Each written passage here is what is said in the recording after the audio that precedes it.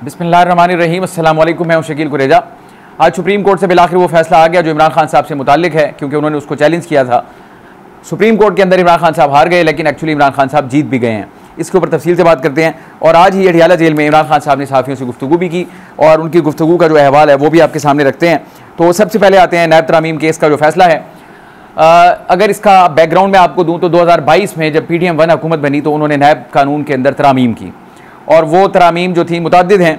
इमरान खान साहब ने उनको ये, यानी कि इमरान खान साहब का मौक़िफ़ ये था कि ये सेल्फ सर्विंग है, यानी ये इन लोगों ने अपने लिए ये तरामीम की हैं ताकि जो इनके करप्शन के मुकदमात हैं बड़े लीडर्स के, जिसमें शहबाज शरीफ, हमजा शहबाज, जरदारी, ओमनी ग्रुप और वगैरह वगैरह, ये सब अपने आप को बचाने के लिए इन्होंने ये तरामीम कर दी हैं। तो उनकी जानिब से उन तरामीम को सुप्रीम कोर्ट में चैलेंज किया गया, और जब सुप्रीम कोर्ट में चैलेंज हुई तो उस वक्त रज़ा बंदियाल साहब चीफ जस्टिस थे, और इसके ऊपर 3 रुकनी बेंच बना, और फैसला उसका जो आया वो ये था कि इमरान खान साहब की जो अपील थी वो मंजूर हुई। जो मतलब उन्होंने जो चैलेंज किया था, दरख्वास्त उनकी मंजूर हुई, और वो जो तरामीम थी उनको कल अदम करार दे दिया गया, यानी कि वो तरामीम ख़त्म हो गई। नैब जो था वापस अपनी ओरिजिनल हालत में बहाल हो गया था।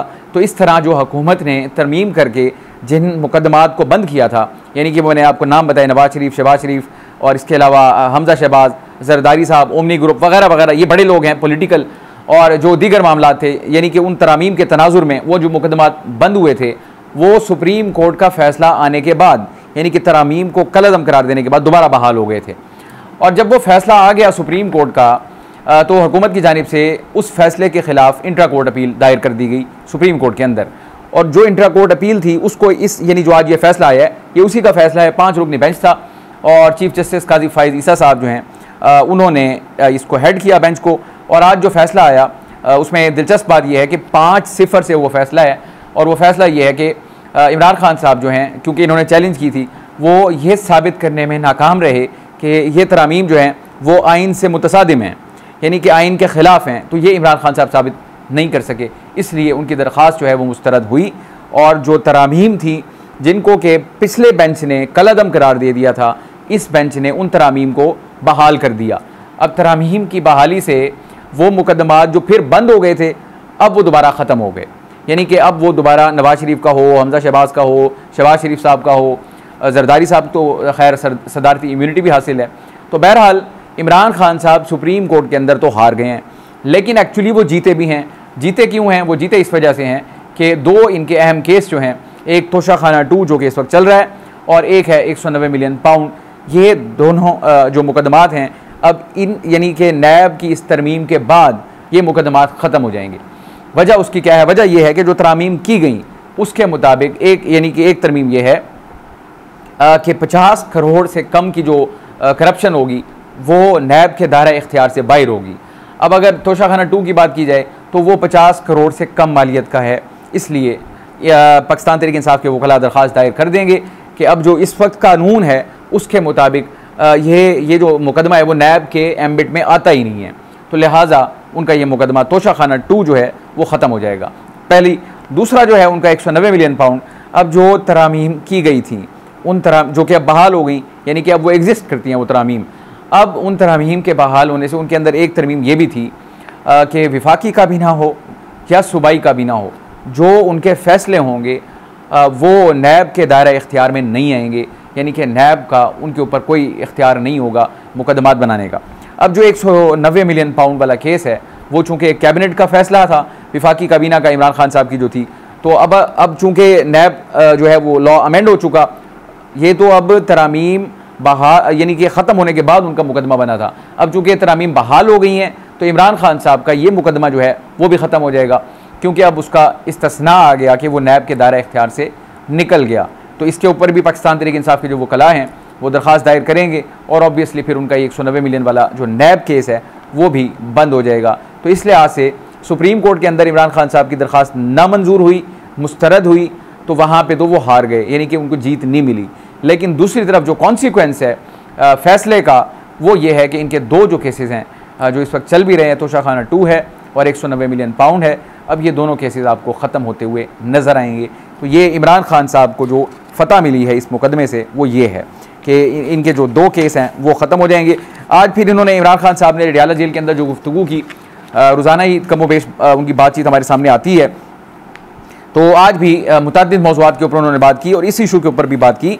इमरान खान साहब ने कहा कि सुप्रीम कोर्ट के नहब तरामीम के फ़ैसले से तोशाखाना 2 केस ख़त्म हो गया।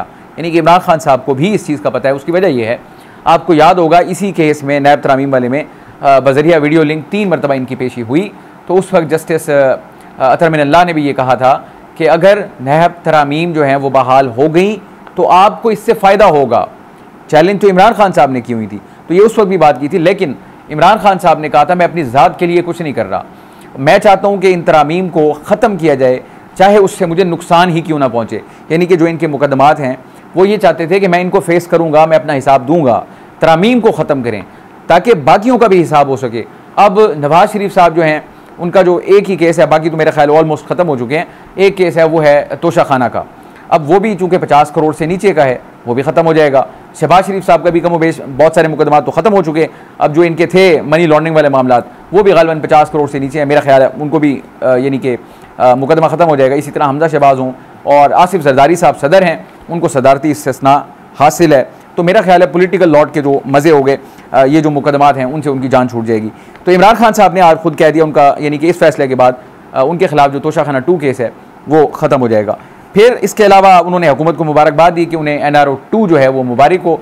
इमरान खान साहब इसको उस वक्त भी NRO कह रहे थे कि ये इन्होंने अपने आप को NRO दिया ताकि इनके मुकदमात और जो करप्शन और जो चोरी का पैसा है वो बच जाए और इनको सज़ाएँ ना हो।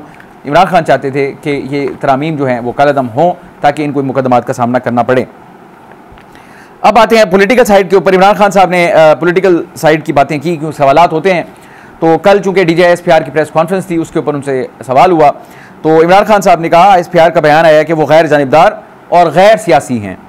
अगर ये अब उन्होंने कहा अगर ये अब से गैर सियासी हो चुके हैं तो ये मुल्क के लिए अच्छी बात है। यानी कि एज़ ऑफ नाउ, यानी कल उन्होंने अनाउंस किया, तो यानी इमरान खान साहब ये कह रहे हैं कि अगर ये अब से गैर सियासी हुए हैं तो ये मुल्क के लिए अच्छी बात है। लेकिन अगर ये कह रहे हैं कि ये पहले से गैर सियासी हैं तो इससे बड़ी गलत बयानी नहीं होगी। फिर आगे वो ये कहते हैं ये गैर सियासी हैं तो मेजर कर्नल और ISI का जेल में क्या काम। यानी कि इमरान खान साहब कह रहे हैं कि अगर ये अपने आप ये दावा कर रहे हैं ये गैर सियासी हो गए हैं, अगर ये गैर सियासी हैं तो फिर ये अडियाला जेल के अंदर मेजर कर्नल और ISI के जो एहलकार हैं वो जेल में क्या करें। यानी कि इमरान खान साहब ये कह रहे हैं कि ये गैर सियासी नहीं हैं। और उन्होंने कहा कि दरख्वास्त करता हूँ मुल्क के लिए और खुदा के वास्ते गैर सियासी हो जाओ, और कहने से कोई गैर सियासी नहीं होगा, आमाल से होगा। तो इमरान खान साहब ये कह रहे हैं कि उनकी दानिश में ये गैर सियासी नहीं है और ये इनके अमल से साबित होगा कि वो गैर सियासी हैं या नहीं। लेकिन अगर ये गैर सियासी होते तो फिर जेल के अंदर मेजर कर्नल और ISI के एहलकार ना होते। तो इमरान खान साहब की नज़र में वो सियासी हैं। एक और बात उन्होंने की, उन्होंने कहा सियासत नहीं कर रहा, मैं जिहाद कर रहा हूँ। ये आज का उनका मंत्रा नहीं है। इमरान खान साहब एक तवील अरसे से कह रहे हैं। एक फैक्ट अपनी जगह मौजूद है, मैंने पहले भी गुजारिश की थी, इमरान खान साहब गैर रिवायती सियासत कर रहे हैं, करते आए हैं, कर रहे हैं, और यही मेरा ख्याल है उनको जो डिफ्रेंशिएट भी करती है। अब आप अगर बाकी पॉलिटिकल लॉट को देख लें, उसमें नून लीग हो, पीपल्स पार्टी हो, मौलाना हो, MQM हो या दीगर जमातें जो भी हैं, छोटी या बड़ी, वो कहीं ना कहीं एक दूसरे के साथ कॉम्प्रोमाइज़ भी करते हैं और मामलात को आगे लेके चलते हैं। लेकिन इमरान खान साहब का जो एक मतलब एक क्या कहते हैं उसको, गैर लचकदार जो उनका एक अंदाज़ है सियासत का, वो एक मुनफरिद चीज़ है। आप भी आज भी देख लें, कल ही का उनका बयान है, कल का, वो ये कहते हैं कि सारी उम्र जेल में बैठने के लिए तैयार हूँ, जेल में या चक्की में मर जाऊँगा लेकिन यजीद के आगे नहीं झुकूँगा। जेल के अंदर बैठ के भी अगर आप उनकी गुफ्तगू का अंदाज़ा लगाएं तो मैं यही अर्ज़ कर रहा हूँ, एक गैर लचकदार यानी वो सियासतदान हैं जो कि उनको मुमताज़ करता है दीगर सियासतदानों से। नवाज़ शरीफ हों, जरदारी हों, कहीं ना कहीं कुछ ना कुछ कर करा के मामलात को आगे लेके चलते हैं। लेकिन इमरान खान साहब कह रहे हैं इधर और का मतलब आप समझते हैं फिर, यानी या आप या मैं। ये वाली सूरत हाल जो है वो सियासत के अंदर बड़ी तशवीशनाक होती है और ऑब्वियसली मामलात जहाँ तक पहुँच चुके हैं, सियासत तो दरकिनार, अब वो मुल्क के लिए बड़ी सूरत हाल पेचीदा हो चुकी है कि इसमें से आखिर निकला कैसे जाए। बंद गली में है सियासत इस वक्त, सियासत को अगर देखा जाए, क्योंकि इमरान खान साहब अपने मौक़िफ़ पे कायम हैं, डटे हुए हैं। माफ़ी के ऊपर मामला खड़ा है, 9 मई बुनियाद है, उसके आगे माफ़ी है, माफ़ी के अलावा बात कुछ नहीं हो रही। वहाँ से मुतालबा है, सियासतदानों से मुतालबा है कि पहले माफ़ी होगी, माफ़ी के अलावा बात भी नहीं होगी। DGI-SPR साहब कह चुके हैं, वज़ीर दिफा कह चुके हैं, हुकूमत का यही मौक़िफ़ है। इमरान खान साहब वाज़ेह ऐलान कर चुके हैं, उन्होंने कहा जी माफ़ी तो मुझसे मांगी जाए, मैं तो माफ़ी नहीं मांग सकता, मैं क्यों माफ़ी मांगूँ, जुल्म हमारे साथ हुआ। उमर अयूब साहब ने भी कहा, उन्होंने कहा अल्लाह से माफ़ी मांगती है और किसी से नहीं मांगते। इसी तरह असद कैसर साहब, ये टॉप लीडरशिप है, वो ये कह रहे हैं कि जनाब असद कैसर साहब कि अपने बाप से माफ़ी नहीं मांगी तो किसी से क्या मांगेंगे।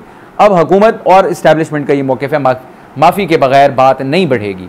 ये कहते हैं माफ़ी तो हम नहीं मांगेंगे। तो इसलिए मैंने अर्ज़ की कि हम बंद गली के अंदर बैठे हुए हैं, इसका नतीजा तभी निकलेगा कि जब ये जमूद टूटेगा, इसका कोई हल निकलेगा। कैसे निकलेगा, ये $1 मिलियन क्वेश्चन है, अभी तक इसका किसी के पास कोई जवाब नहीं है। आज इमरान खान साहब ने, अब चूंकि 9 मई की तरफ उनका मुकदमा जाते हुए भी नज़र आ रहा है मिलिट्री कोर्ट में, तो उसके ऊपर उस हवाले से भी उन्होंने कहा, इमरान खान साहब ने कहा मुझे जनरल फैज़ से डराया जा रहा है और जनरल फैज़ जनरल बाजवा की इजाज़त से मिलने आते थे, ये इमरान खान साहब कह रहे हैं, और जनरल बाजवा को रिपोर्ट करते थे। जनरल बाजवा के बगैर फैज़ का ट्रायल बदनीयती है। और आगे कहते हैं कि जनरल फैज़ जनरल बाजवा के मातहत था और कमर बाजवा को इसलिए बाहर रखा जा रहा है कि उन्होंने रजीम चेंज किया। और आगे कह रहे हैं कि जनरल बाजवा को ट्रायल में लाए तो सारे भेद खोल देगा। बहुत सारी बातें उन्होंने कर दी। अब ये यानी कि ये इमरान खान साहब की जो गुफ्तगू है फैज़ हमीद से मुताल्लिक, जो पिछली उनकी गुफ्तगू रही पिछले कुछ दिनों के अंदर, ये उससे बिल्कुल डिफरेंट है। पहले तो वो कहते थे जी आपने पकड़ लिया, फ़ौज का अंदरूनी मामला है, बिल्कुल करें हिसाब किताब, मुझे डर खौफ इसलिए नहीं है, मैंने कुछ गलत ही नहीं किया, मुझे कोई टेंशन नहीं। फिर उन्होंने कहा कि वो असासा थे, उनको तबाह कर दिया गया या ज़ाया कर दिया गया। फिर अब उसके बाद जनाब फैज़ हमीद के मामले के ऊपर एक बार उन्होंने कहा कि इसको इसलिए पकड़ा है क्योंकि मेरा मुकदमा मिलिट्री कोर्ट में ले जाना है, ये इसलिए ये ड्रामा कर रहे हैं फैज़ हमीद वाला। जबकि आज एम्बिट के अंदर वो जनरल बाजवा भी आ गए। उन्होंने कहा जी इनके बॉस जनरल बाजवा थे, but actually by the book DGISI जो होता है वो तो रिपोर्ट करता है वज़ीर आज़म को, वज़ीर आज़म ही उसका बॉस होता है। तो ये कह रहे हैं कि वो हर यानी कि मुझसे मिलने आते थे तो जनरल बाजवा से इजाज़त लेके आते थे, जनरल बाजवा उनके बॉस थे और वो यानी कि उन्हीं को रिपोर्ट करते थे, ये इमरान खान साहब कह रहे हैं। अब ये साबिक वज़ीर आज़म भी हैं। फिर साथ ही वो ये कह रहे हैं कि जनरल बाजवा के बगैर फैज़ का ट्रायल बदनीयती पर मबनी होगा। तो मैं इस पर एक नुक्ता आपके सामने रख दूँ। मुल्क के वज़ीर आज़म हैं वो DGISI थे यानी फैज़ हमीद साहब, और जनरल बाजवा जो है वो आर्मी चीफ़ हैं। मुल्क के अंदर सबसे ज़्यादा राज जिन लोगों के सीनों में दफन होते हैं या उनके दिमाग के अंदर जो होती हैं चीज़ें, वो ये 3 लोग ही होते हैं। आर्मी चीफ़ होता है, DGISI होता है और वज़ीर आज़म होता है मुल्क का। तो अब इनके यानी कि राज जो हैं इमरान खान साहब के सीने में भी बहुत ज़्यादा हैं, इसमें कोई शुबा नहीं है। बाकी लॉर्ड को छोड़ें आप, नून लीग को या पीपल्स पार्टी को, ऑब्वियसली उनकी भी बारी रही। अभी फ़िलहाल जो मैदान लगा हुआ है उसमें अगर बात की जाए, ये 3 लोग जो हैं राज तो इन सब के पास बहुत ज़्यादा हैं। अब इमरान खान साहब ये कह रहे हैं कि जनरल बाजवा को बाहर रख के ट्रायल करना बदनीयती है, यानी कि मुराद उनकी यह फिर जनरल बाजवा को बचाने की कोशिश की जा रही है। ये इमरान खान साहब की बात का मतलब है।